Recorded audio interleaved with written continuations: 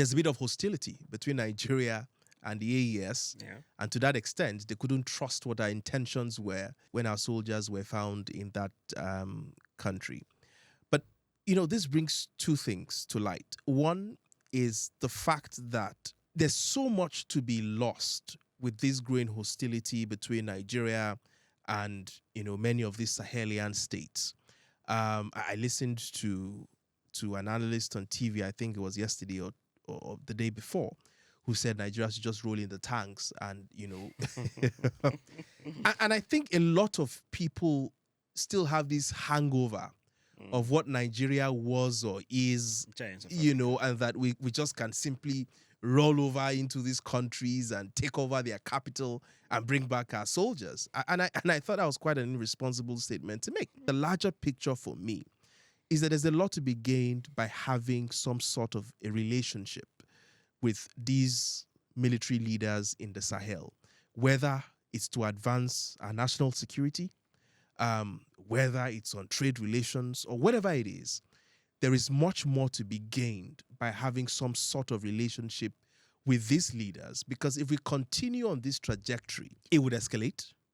And once things like this escalate, someone is likely to be trigger happy, someone will make a mistake, and who knows, we are in for some sort of a crisis that we never intended for.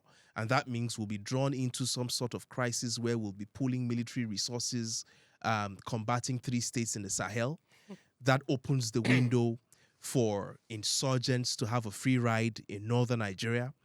That sort of walks back whatever economic progress we seem to have made as a country.